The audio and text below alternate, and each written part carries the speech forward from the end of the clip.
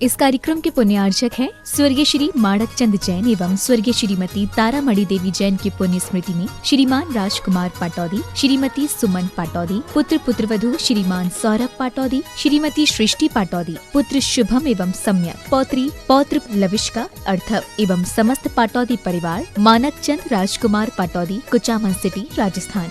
Firm राज fashion, निवासी Dimapur, Nagaland. Shri Sidhgora Patil, Shrimati Anantamati Patil, Shantinath wholesale बाजार, कोन्नूर, गोकाक, कर्नाटक। श्री प्रकाश चंद जैन महामंत्री, श्री भारतवर्षीय दिगंबर जैन महासभा, धर्मपत्नी श्रीमती संतोष देवी जैन, पुत्रवधू एवं पुत्री सुनीता, निकिता, अनीता, पुत्र शैलेंद्र जैन, नीरज जैन, दामाद विशाल सेठी, पौत्री श्रेया जैन, पौत्र नीव, श्लोक, कवीश, द्वैतीत जैन, बड़जात्या एवं समस्त बड़जात्या परिवार, Chennai. Firm Srinivas roadways private limited, 135 Poonamallee high road, Sapna trade centre, Purasawalkam, Chennai.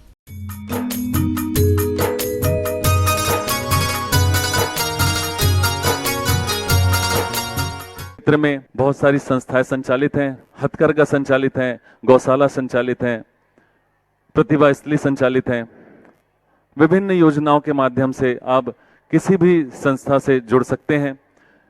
प्रतिभा स्थली में अंचल के छात्र और साथ ही साथ हमारे जैनेतर बच्चियों का भी समावेश उस प्रतिभा स्थली के विद्यालय में हुआ है।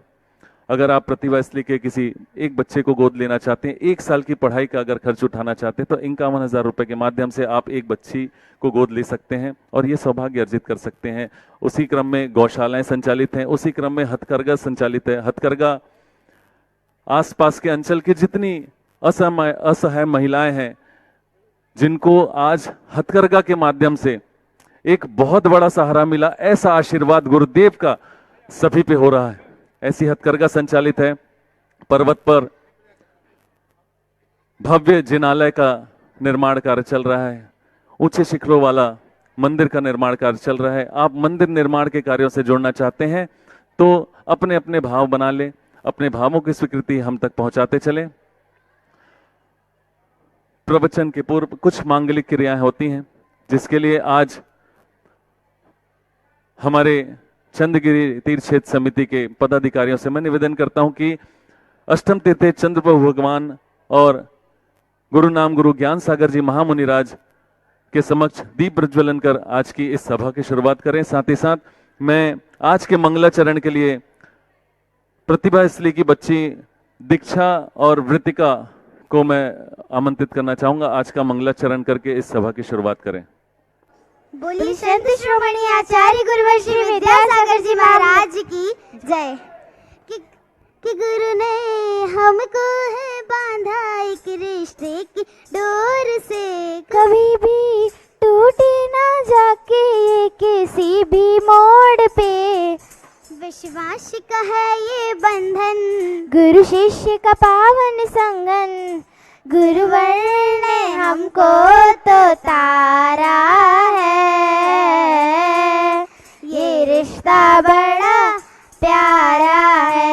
ओ ये रिश्ता बड़ा प्यारा है। कि चलते फिरते तीरथ है जिन धर्म की शान है, और इनकी महिमा क्या गाए ये गुणों की खान है। बड़े बाबा के ये प्यारे गुरुवर है ये तो हमारे, यही तो हमारा सहारा है। ये रिश्ता बड़ा प्यारा है, हो ये रिश्ता बड़ा प्यारा है।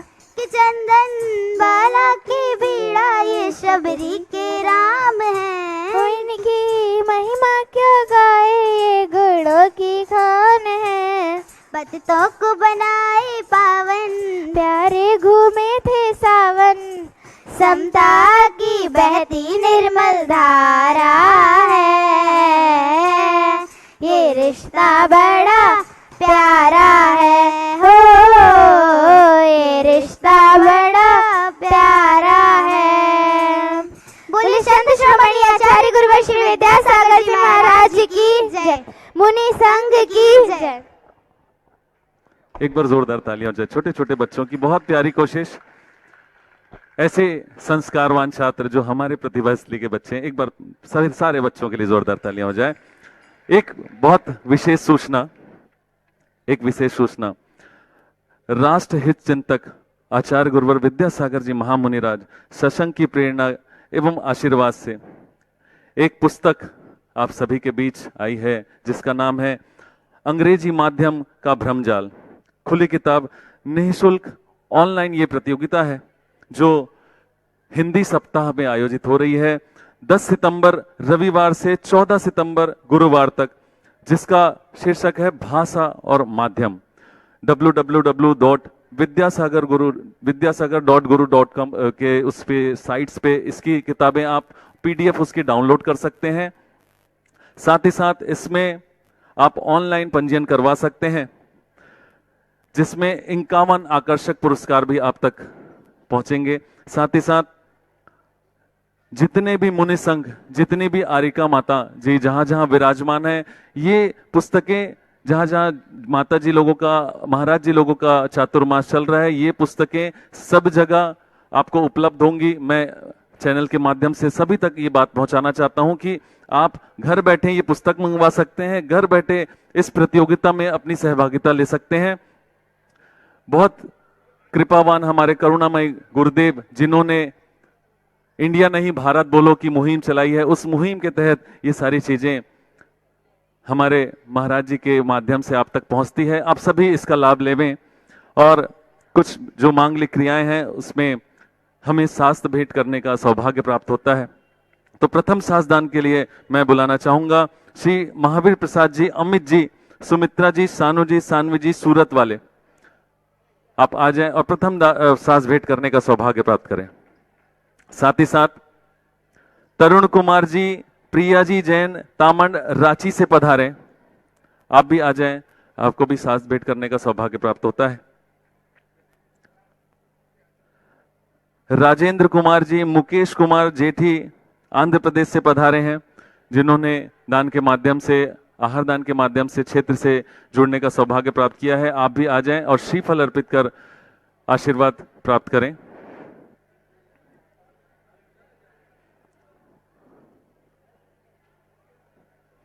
जिनवाणी जग मैया जन्म दुख मेट दो, जिनवाणी जग मैया जन्म। जैसा कि प्रथा है, प्रतिभा स्थली के जिस भी बच्चे का जन्मदिन होता है उसे सत्संग चरणों में श्रीफल अर्पित करने का, शास्त्रदान करने का सौभाग्य प्राप्त होता है। आज 12वीं कक्षा की जिया जैन, जिसको जन्मदिन के अवसर पर आचार्य गुरुवर सरसंघ के कर कमलों में शास्त्रदान करने का सौभाग्य प्राप्त होता है। आप जल्द से जल्द अपनी व्यवस्था अनुसार आ जाएं और शास्त्रदान करने का सौभाग्य प्राप्त करें। हम सभी को आचार्य परमेष्ठी की पूजन का सौभाग्य प्राप्त होता है। तो आइए हम सभी चलते हैं गुरुवर की पूजन की ओर। बोलिए संत शिरोमणि आचार्य गुरु विद्यासागर जी महामुनि राज की, बोलिए समस्त मुनि संघ की।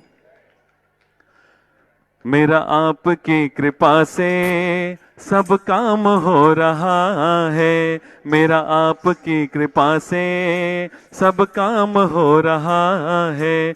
करते हैं मेरे गुरुवे, करते हैं मेरे गुरुवे, मेरा नाम हो रहा है। मेरा आपकी कृपा से सब काम हो रहा है, मेरा आपकी कृपा से सब काम हो रहा है। आचार्य श्री जी के चरणों में हम झुका रहे अपना माथा, जिनके जीवन की हर चर्या बन पड़ी स्वयं ही नवगाथा। जय नागम का वह सुधा कलश जो बिखराते हैं गली गली, जिनके दर्शन को पा करके खिलती मुरझाई हृदय कली। ओम रूम आचार्य गुरु विद्यासागर जी महामुनिंद्राय अत्र अवतर अवतर संभोषठम आवानम, अत्र तिष्ठ तिष्ठ थाट स्थापनम, अत्र मम सन्निधो भव भव सन्निधिकरणम परिपुष्पांजलिम। सभी साथ में गाएंगे ना तो बहुत आनंद आएगा। गुरुदेव तक आवाज पहुंचनी चाहिए ना, माइक का साउंड कम किया हुआ है, आप लोग जोर से सब साथ में गाएंगे, गुरुदेव तक आवाज पहुंच जाएगी। चाहिए। सांसारिक विषयों में पढ़कर मैंने अपने को भरमाया, इस राग द्वेष की वैतरणी से अब तक पार नहीं पाया। ओम ह्रीम श्री 108 आचार्य गुरु विद्यासागर जी महामुनिंद्र जन्म जन्म मृत्यु विनाशनाय जलम निरपामति, क्रोध अनल में जल जल कर अपना सर्वस्व लुटाया है, निज शांत स्वरूप न जान सका जीवन भर इसे बुलाया है। गाइए। शीतलता पाने अब संसार ताप मिट जाए, मेरा चंदन बंदन को लाया हूँ। ओम ह्रीम श्री आचार्य गुरु विद्यासागर जी महामुनिंद्र संसार ताप विनाशनाय चंदनम निरपामति, जड़ को ना मैंने जड़ समझा, नहीं अक्षय निधि को पहचाना, अपने तो केवल सपने थे भ्रम और जगत का भटकाना, चरणों में अर्पित अक्षत है, अक्षय पद मुझको मिल जावे, तब ज्ञान अरुण की किरणों से यह हृदय कमल भी खिल जावे। ओम ह्रीम श्री 108 आचार्य गुरुवर विद्यासागर जी महामुनिंद्राय अक्षय प्रताप अक्षताम निरपामति, इन विषय भोग की मदिरा पी मैं बना सदा से मत वाला, तृष्णा को तृप्त करे जितनी उतनी बढ़ती इच्छा ज्वाला, मैं काम भाव विध्वंस हेत मन सुमन चढ़ाने आया हूँ, यह मदन विजेता बन न सके यह भाव हृदय में लाया हूँ। ओम ह्रीम श्री 108 आचार्य गुरुवर विद्यासागर जी महामुनिंद्राय काम बाण विनाशनाय पुष्पम निरपामति, स्वाहा पूरे लोग बोलेंगे, ठीक है ना। एक बार उठाओ दोनों हाथ, हो मेरे सिर पर रख दो बाबा, हो मेरे सिर पर रख दो बाबा, अपने ये दोनों हाथ, गुरुवर हमको दीजिए अपना आशीर्वाद, गुरुवर हमको दीजिए अपना आशीर्वाद, हो मेरे सिर पर रख दो बाबा, हो मेरे सिर पर रख दो गुरुवर, अपने ये दोनों हाथ, गुरुवर हमको दीजिए जन्म जन्म का साथ, बाबा हमको दीजिए जन्म जन्म का साथ, इस शुदा रोग की व्यथा कथा भव भव में कहता आया हूँ, अति भक्ष अभक्ष भके फिर भी मन तृप्त नहीं कर पाया हूँ, नए वैद्य समर्पित करके मैं तृष्णा की भूख मिटाऊंगा, अब और अधिक ना भटक सकूं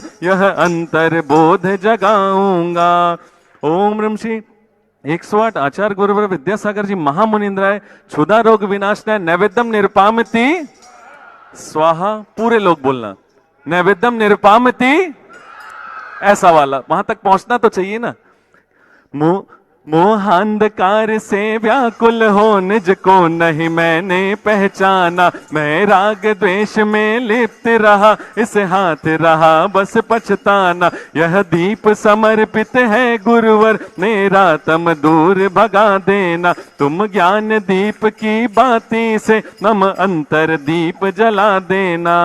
ओम ह्रीम श्री 108 आचार्य गुरुवर विद्यासागर जी महामुनिंद्राय मोहांधकार विनाशनाय दीपम निरपामति, ऐसा इन अशुभ कर्म ने घेरा है मैंने अब तक यह माना था, बस पाप कर्म तज पुण्य कर्म को चाह रहा अपनाना था, शुभ अशुभ कर्म सब रिपुदल है मैं इन्हें जलाने आया हूँ, इसलिए आपके चरणों में यह धूप चढ़ाने आया हूँ।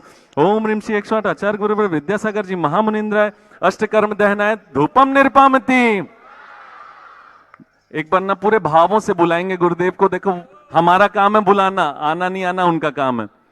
आओ बाबा पधारो बाबा, आओ बाबा पधारो बाबा, आओ बाबा पधारो बाबा, आओ बाबा पधारो बाबा, आओ बाबा विराजो बाबा, आओ बाबा पधारो बाबा, गुरुदेव की सूरत जय हो गुरुदेव की सूरत ऐसे चमके जैसे हीरे मोती। गुरु एक साथ पूरे लोग गाओ, उठाओ हाथ।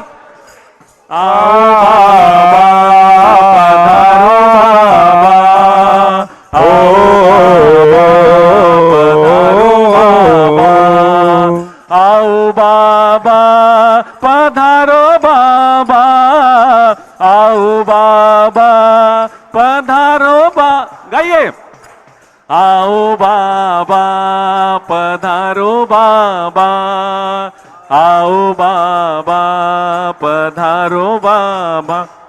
भोगों को इतना भोगा कि खुद को ही भोग बना डाला, साध्य और साधक का अंतर मैंने आज मिटा डाला। मैं चिदानंद में लीन रहूं, पूजा का यह फल पाना है। पाना था जिसके द्वारा मिल बैठा मुझे ठिकाना है। ओम ह्रीम श्री 108 आचार्य विद्यासागर मुनिंद्राय महामोक्ष फल प्राप्ताय फलम निर्पामिति। जग के वैभव को पाकर मैं निश दिन कैसा अलमस्त रहा, चारों गतियों की ठोकर को खाने में ही अभ्यस्त रहा। मैं हूँ स्वतंत्र ज्ञाता दृष्टा, मेरा पर से क्या नाता है। कैसे अनर्ग पद पा जाऊं, यह अरुण भावना भाता है। ओम ह्रीम श्री 108 आचार्य विद्यासागर मुनिंद्राय अनर्प प्राप्ताय अर्घम निर्पामिति। सबको ना ये वाला भजन आता है, सब साथ में गाएंगे। कल गुरु महाराज जी ने बोला भी, सावन का महीना होगा जिसमें होगी राखी, सावन का महीना होगा जिसमें होगी राखी।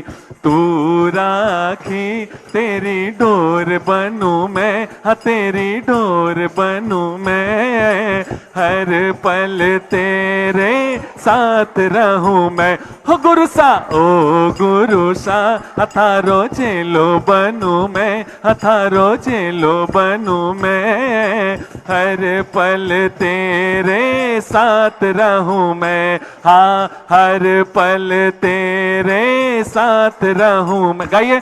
भावों की निर्मल सरिता में अब गाहन करने आया हूँ, सबका सारा दुख दर्द हरो यह अर्घ भेंटने आया हूँ। हे तपो मूर्ति है आराधक, हे योगेश्वर है महासन, है अरुण कामना देख सके युग युग तक आगामी बसंत। ओम ह्रीम श्री 108 आचार्य विद्यासागर मुनिंद्राय जय माला पूर्ण अर्घम निर्पामिति। हम सभी अपने हाथों को जोड़ लें और आचार्य भगवान के सत्संग चरणों की ओर चलते हैं, निवेदन करते हैं। हे निर्यापक परमेष्ठी, हमें अपनी अमृतमय वाणी से कृतार्थ करने की अनुकंपा करें। हे भगवान नमोस्तु नमोस्तु नमोस्तु। पूज्य प्रसाद सागर जी महामुनि राज की नमो अरिहंताणम, नमो सिद्धाणम, नमो आयर्याणम, नमो वज्रायाणम, नमो लोये सभ्यसाहूणम। 24 शंकर भगवंतों की, चंद्रगिरी के चंद्रप्रभु भगवान की, गुरु नाम गुरु आचार्य ज्ञान सागर जी महाराज की, मूक माटी रचयिता आचार्य परमेष्ठी गुरुदेव की, पूज्य निरापक मुनि श्री समय सागर जी, योग सागर जी, नियम सागर जी, सुधा सागर जी व समता सागर जी महाराज की, मुनि श्री चंद्रप्रभु सागर जी व निरामय सागर जी महाराज की।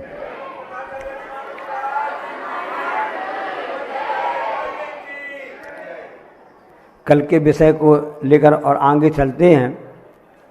कल हमने सब देखा जाना था कि भारतीय संस्कृति में गुणों की पूजा होती है, रूप की दिखावे की पूजा नहीं होती है।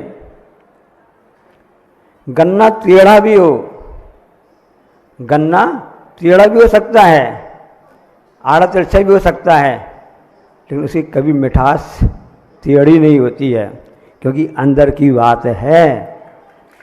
गुण अंदर रहते, बाहर नहीं।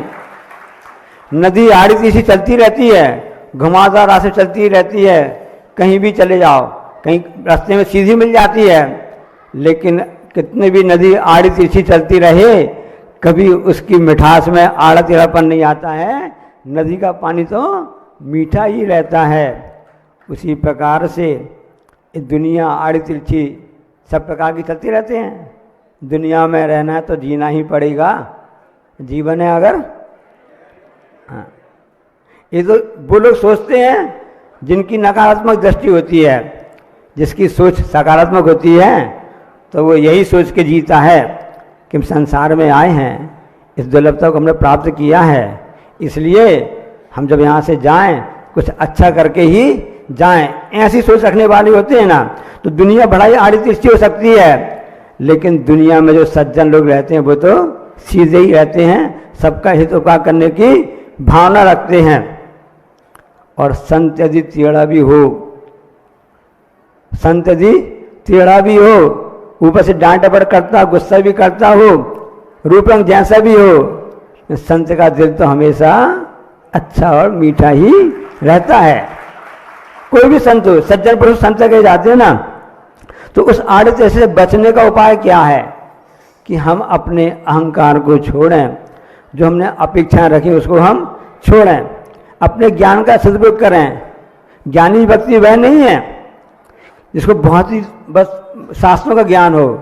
ज्ञानी व्यक्ति तो वह कहलाता है जो अपने ज्ञान का घमंड नहीं करता है, अपने ज्ञान का दुरुपयोग नहीं करता है, सच्चे अर्थ में उसका सदुपयोग करता है। एक बार आइंस्टीन जो वैज्ञानिक हुए हैं उन्होंने काफ़ी खोजें की हैं, क्योंकि संघर्ष हमेशा चल ही रहा है, संघर्ष तो चल ही रहा है। लोग संघर्ष में लगे हुए हैं और शांति की खोज में लगे हुए हैं।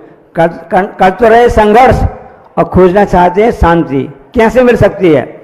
तो आइंस्टीन से जब पूछा गया, अल्बर्ट आइंस्टीन जिसने बहुत अच्छा वैज्ञानिक था, जो वैज्ञानिक होते हैं उनकी अच्छी सोच भी अच्छी रहती है, उनका एक दार्शनिक विचारधारा भी रहती है। तो उनसे पूछा गया, आप तो वैज्ञानिक हैं, आपने बहुत सी खोजें की हैं, आप ये बताइए अभी तक 2 विश्व हो चुके हैं, कितने? 2 वर्ल्ड वार, एक 1912 में, 145 कब हुआ था, ऐसे 2 हुई ना। अब ये बताइए तीसरा विश्व युद्ध कब होगा और कैसा होगा।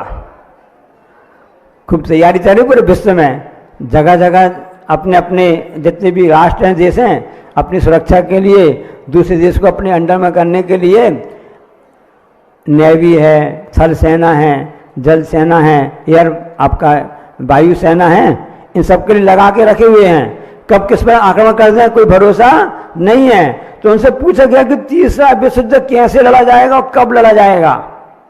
तो आइंस्टीन ने बहुत अच्छा उत्तर दिया। आइंस्टीन ने कहा, मैं ये तो नहीं बता सकता हूँ कि तीसरा युद्ध कैसे लड़ा जाएगा और कब लड़ा जाएगा, पर चौथा विश्व युद्ध कैसे लड़ा जाएगा मैं बता सकता हूँ। अरे तीसरे की बात करो, भी जो हुआ नहीं है, चौथे की बात क्यों कर रहे हो, प्रश्न हो सकता ना आपके मन में।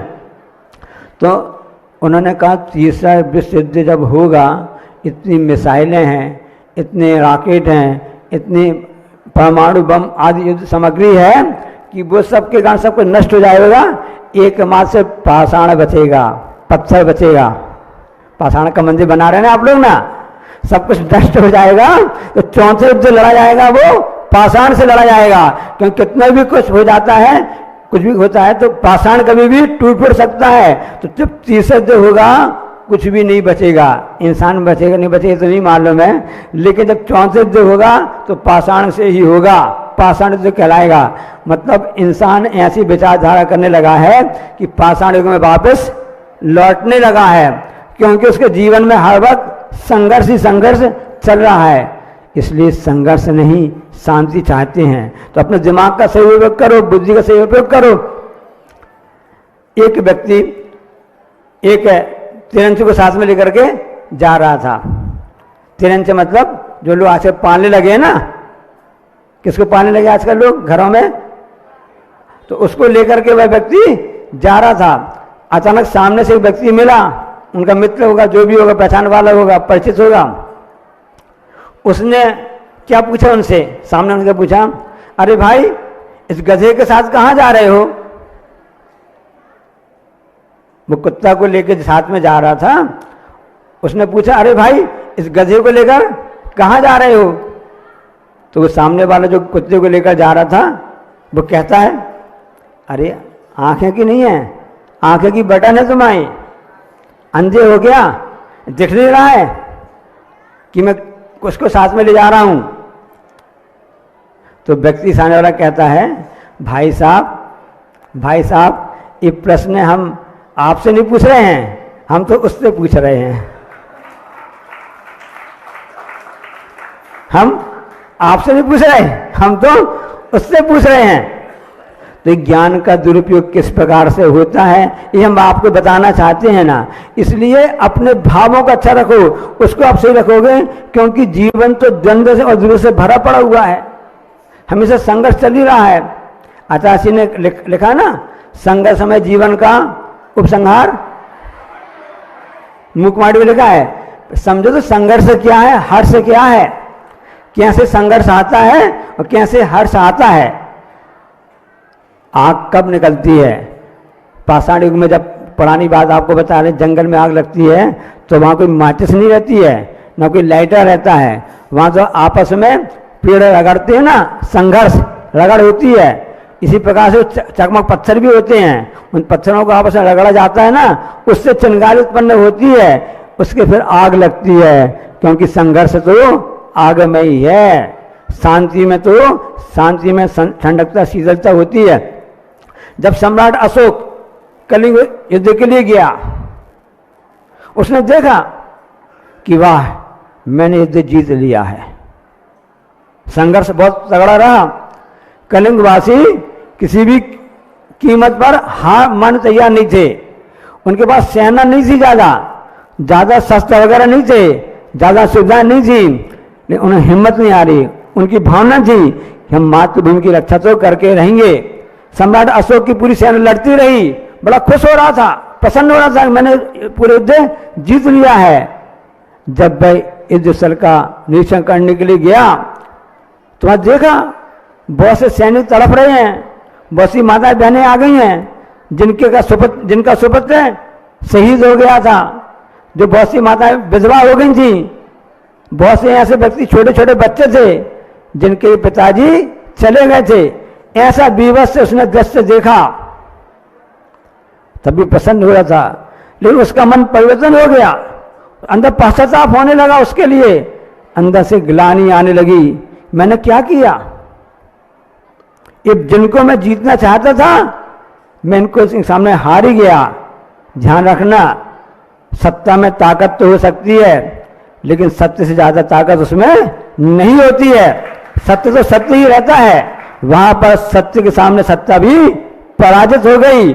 और उस सत्ताधारी अशोक, सम्राट अशोक ने विचार किया कि ये तो मैंने बहुत गलत कर दिया, और वास्तव में उसने देखा, उसने कहा कि मानना पड़ेगा कलिंगवासी ताकत में, अन्य क्षमता में हमसे कम जरूर थे, पर लेकिन वो भावना में हमसे आगे भी बढ़े हुए थे, क्योंकि उनकी दृष्टि अपनी मातृभूमि, अपने इस धर्म की रक्षा करने का उनका भाव था। मैं उन पर अधिकार करना चाहता था, मैंने संघर्ष किया, लेकिन संघर्ष में मुझको शांति नहीं मिली। सब लोग जानते हैं उसी समय से सम्राट अशोक का दिल परिवर्तन हो गया। जहां वो हिंसा की बात कर रहा था, संघर्ष की बात कर रहा था, तो उस समय उसके मन में अहिंसा के प्रति भावना जागृत हुई, सत्य की भावना जागृत हुई। ये वास्तव में हमको अधिकार करना है, सत्ता के द्वारा नहीं हो सकता है, अधिकार तो हमको लोगों के दिल में करना है। एक बार हम दिल में प्रवेश कर जाएंगे, वही हमारी शक्ति जीतते हैं। और किसी के दिल में प्रवेश किया जाता है हिंसा के द्वारा नहीं, अहिंसा के द्वारा ही उसके दिल में प्रवेश किया जाता है। तो वहां सत्ता हार गई, सत्य जीत गया। इसलिए हमेशा ध्यान रखना चाहिए कि हमेशा सत्य को पकड़ना चाहिए, अहिंसा को पकड़ना चाहिए। वहां पर अहिंसा की जीत हुई। और सब जानते हैं सम्राट अशोक अहिंसा के क्षेत्र में काफी काम किया उन्होंने। और से जब भारत का संविधान लिखा गया सम्राट अशोक का जो 3 शेर है ना, उसी के चिन्ह सब हैं, उसी के चिन्ह हैं। कि वहां पर ये बताना चाहता सम्राट, मैंने सोचा है ना कि जब महावीर स्वामी का चिन्ह शेर मांसाहारी होता है, लेकिन वह कभी मांस का शिकार कब करता है? जब उसको भूख लगती तभी करता है, अन्य समय में नहीं करता है, हमेशा शांत बैठा रहता है। इसलिए भारत का चिन्ह तो शेर बताया गया है ना। तो 3 शेर का चिन्ह इसलिए बताया गया है कि जब ये शेर भी शाकाहारी रहता है और शांत परिणाम रहता है। कैसे रहता है? महावीर स्वामी के जीव की घटना आपको मालूम है। जब शेर की पर्याय में वह जीव था, दो मुनिराज आकाश मार्ग से उतरे, शिकार कर रहा था। उसने कहा, ये भव्य प्राणी, तू तो आगे बहुत बड़ा अच्छा पुरुष महाबनने वाला है, तू क्या कर रहा है? ये हिंसा तेरा स्वभाव नहीं है, तू तो अहिंसा का पुजारी बनना चाहता है, बनेगा। हिंसा को छोड़। सब जानते हैं वहां भी उस शेर ने पश्चाताप के द्वारा उस ध्यान में बैठ गया, संलेखना ले ली, अंदर से ग्लानि हुई, मैं बहुत गलत कर रहा हूँ। सब जानते हैं, आपने चित्र भी देखा होगा, दीवारों लगे रहते ना, शेर हाथ जोड़ के खड़ा है, उसकी आंखों से आंसू निकल रहे हैं, क्योंकि वहां पर हिंसा के ऊपर अहिंसा की जीत हुई। इसलिए ज्ञान का सदुपयोग करो, अपने धर्म का पालन करो। एक बहुत सुंदर महल बना हुआ था, बहुत सुंदर महल था, उसके पीछे एक हवेली भी बहुत सुंदर बनी हुई थी। हवेली पुरानी कहलाती है, राजा महाराजा की सब रहती है। एक बार महल और हवेली दोनों ने आपस में चर्चा होने लगी। हवेली बोली कि महल भैया, तुम्हारे यहाँ पर हमेशा बिजली प्रकाश होता रहता है, लोग आते जाते रहते हैं, चहल पहल बनी रहती है, और मैं उसके पीछे खड़ी रहती हूँ, वहाँ पर कुछ चहल पहल नहीं होती है। आखिर बात क्या है? ऐसा क्यों होता है? इसका कारण क्या है? तो महल ने कहा, बहना, त्योहार आने वाला भाई बहन का, असली बच्चों की अभी छुट्टी होने वाली, आउटिंग होने वाली ना, सब अपने माता पिता भैया के घर जाने वाले ना, तो जा रहे ना। हाँ, तो जो संस्कार यहाँ जैसे अभी आप लोग लाभ ले रहे थे, घर में जाकर भी वैसे ही लाभ लेना है कि नहीं। जो आपके लिए गृह कार्य दिया गया है उसको बराबर करते रहना। तो उसे महल ने कहा कि बहना, तुम्हारी बात तो ठीक है कि तुम्हारे यहाँ पर आना जाना नहीं लगता, सुनसान हमेशा माहौल बना रहता है, चल पर रहती है, उसका कारण मैं बता दूं क्या है? हाँ बताओ भैया, आप बताओ क्या कारण है? तो उसे महल ने कहा, हे हवेली बहना, तुम अपने खिड़की दरवाजे हमेशा बंद रखती हो, अपने खिड़की दरवाजे हमेशा बंद रखती हो, उस कारण से वहां पर ऐसा नीरस बादल बना, अंधकार जैसा बना रहता है, और मैं अपने सभी दरवाजे खिड़की खुले रखता हूं, इसलिए लोगों का यहाँ पर आना जाना लगा रहता है। यहाँ पर हमेशा पॉजिटिव एनर्जी, सकारात्मक सोच हमेशा बनी रहती है। इसलिए यदि आपको नकारात्मक ऊर्जा से बचना चाहते हो, नेगेटिव एनर्जी से बचना चाहते हो, तो अपने खिड़की दरवाजे, अपनी इंद्रियों खुला रखो, सही दिशा में और सही रास्ते पर ही करो, क्योंकि संघर्ष करते करते कभी किसी को शांति प्राप्त नहीं हुई है। हमेशा शांति मिली है तो कैसे मिली है? एक सत्य परिणाम के द्वारा, अहिंसा परिणाम के द्वारा ही प्राप्त हुई है। जैसे सम्राट अशोक को प्राप्त हुई थी, जैसे उस महल में हमेशा चहल पहल और शांति बनी रहती है, अच्छा वातावरण बना रहता है।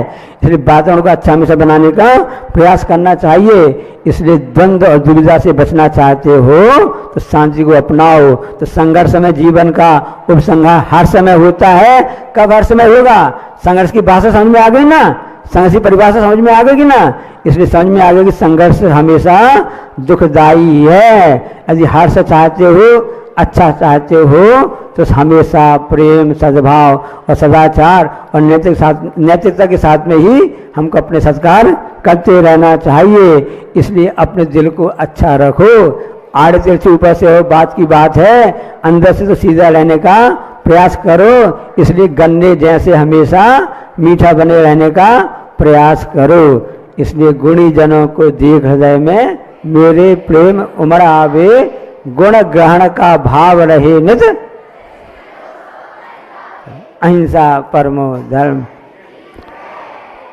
जा वाणी के ज्ञान तें सूझें लोकालोक, सो वाणी मस्तक धरू सदा दी तुम दो। हे जिन वाणी भारती तुम जपो दिन दिन, जो तेरो शरणा गई सो पावे सुख।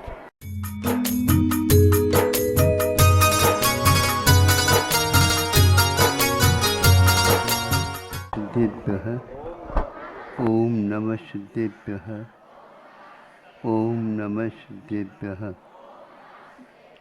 अहिंसा परमो धर्म की आचार्य गुरुवर श्री कुंद कुंद भगवान की, आचार्य गुरुवर श्री ज्ञान सागर मुनि महाराज की, विद्यासागर जी महामुनि राज की।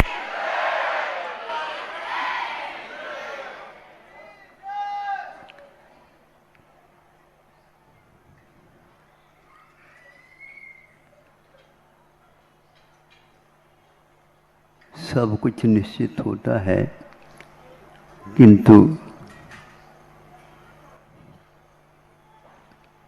कब होता है तो वह हम नहीं बता सकते। क्यों होता है हमें देखने को नहीं मिलता, किंतु आकस्मिक भी होता है। उसके लिए कोई निमंत्रण देने की आवश्यकता नहीं होती। वो क्या है? मृत्यु। हर एक व्यक्ति मृत्यु से घबराता है, लेकिन मृत्यु निश्चित है। कब बता नहीं सकते, लेकिन बता सकते आगम। वह है आयु का अभाव। दीपक में तेल समाप्त हुआ, दीपक बुझ जाता है। तेल कितना है ये तो आपको ज्ञात है, लेकिन कभी कभी वह तेल एकदम समाप्त हो जाता है किसी घटना से, तो उस समय वह तेल प्रकाश न दे करके एकदम फबक जाता है।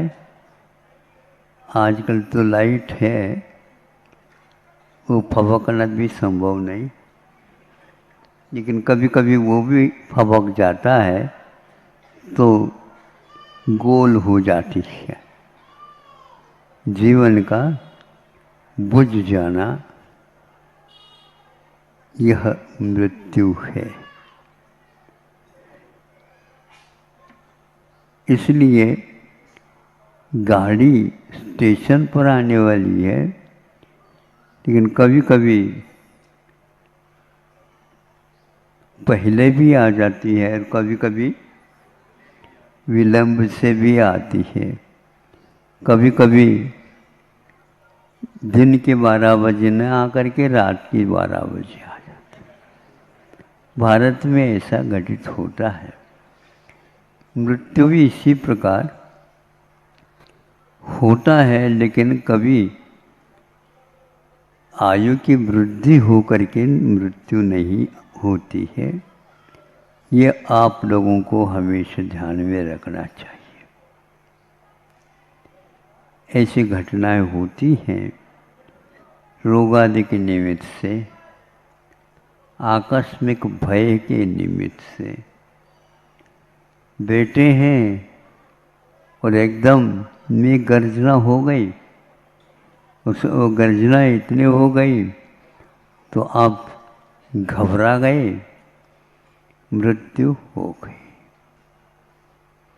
इसको आप क्या कर सकोगे बताओ? नहीं कर सकते। तो यह एक आश्चर्य है। 9 द्वार इस शरीर में होते हुए भी वैसे रोम रोम में वो एक प्रकार से छिद्र है, उससे प्राण कभी भी निकल सकते, किंतु आश्चर्य यह है, इन बिलों के उपरांत भी वह जीव बाहर नहीं निकल पा रहा है, और यदि आयु पूर्ण हो जाए किसी निमित्त से या स्वभाव से, तो यहाँ पड़ा रहेगा शरीर। इसलिए आचार्यों ने हम लोगों को कहा है, जिंदगी के बारे में ज़्यादा मत सोचो, मृत्यु के बारे में ज़्यादा सोचो। भव्य प्राणी ही यह कार्य इस प्रकार कर सकता है। तेल नून लकड़ी में 100 वर्ष भी निकाल दे, किंतु 100 सेकंड भी जो व्यक्ति मृत्यु के बारे में नहीं सोचता, उसका भविष्य आगे क्या होना है प्रभु तो जानते हैं, लेकिन जाना जाता है। आपके आयु को जानने के लिए प्रभु नहीं हुए, वो स्वस्थ हैं, स्वस्थ सभी रहें, इसके लिए। स्वस्थ का अर्थ शरीर में रह रहा ये स्वस्थ नहीं है। स्वस्थ का अर्थ अपने आत्मा के चिंतन में जो रहता है वह स्वस्थ माना जाता है। बाकी सब पर की चिंता में जो लगे हैं या पर की रक्षा में लगे हैं, वे हमेशा हमेशा अस्वस्थ हैं। आप आश्वस्त हुई जाइए, आप अभी अस्वस्थ हैं। विश्वास कर लीजिए, मेरे कहने से नहीं, किंतु आगम के करने से आप हमेशा हमेशा, मृत्यु कभी भी आ सकती है, कभी भी वह श्वास पूर्ण हो सकता है। श्वास का पूर्ण होना जीवन का अभाव होना एकार्थवाचक है। ऐसे भव्य जीव जो होते हैं, वे इसके निमंत्रण से तो मृत्यु नहीं आती, किंतु कुछ ऐसे होते हैं, ऐसे निमित्त हो सकते हैं।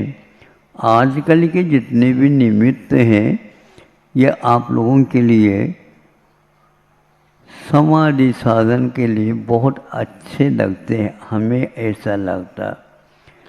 डॉक्टर लोग भी कह देते हैं कि कदाचित आपको अब ज़्यादा दिन रुकना नहीं है।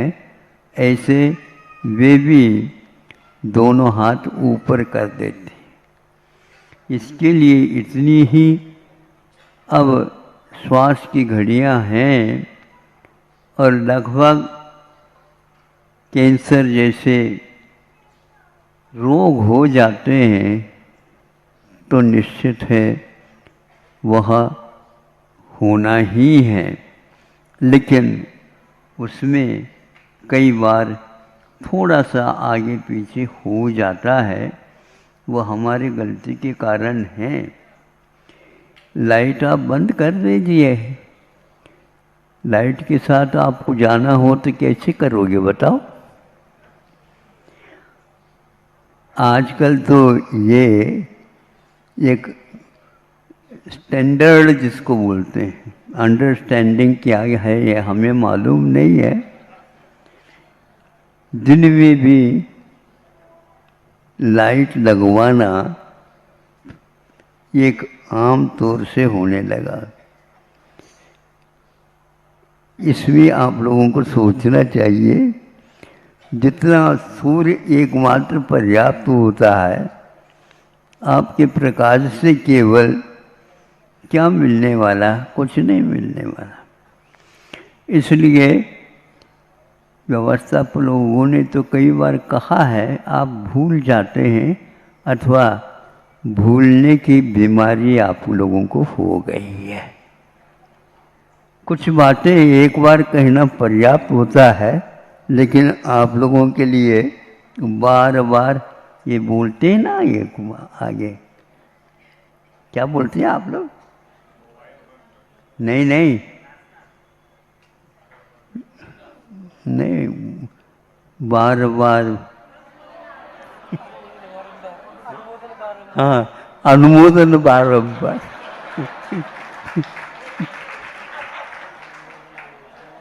ये काय की अनुमोदन है भैया, जाने की?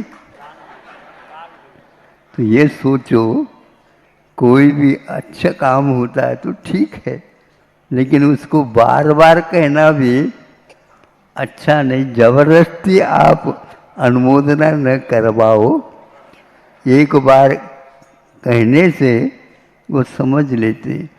समय मैं जो दे रहा हूँ वह बहुत है, पर्याप्त। आप ज़्यादा क्यों ले रहे हैं? हमने तो आपको इस प्रकार समय दिया नहीं। बिठा करके यदि छीना झपटी सीख रहे हो तो हमें वो अच्छा नहीं लगता। बहुत दूर से लोग आते हैं, आकस्मिक वर्षा भी स्वागत करती है आप लोगों की, इसलिए उन्हें सुनने दीजिए।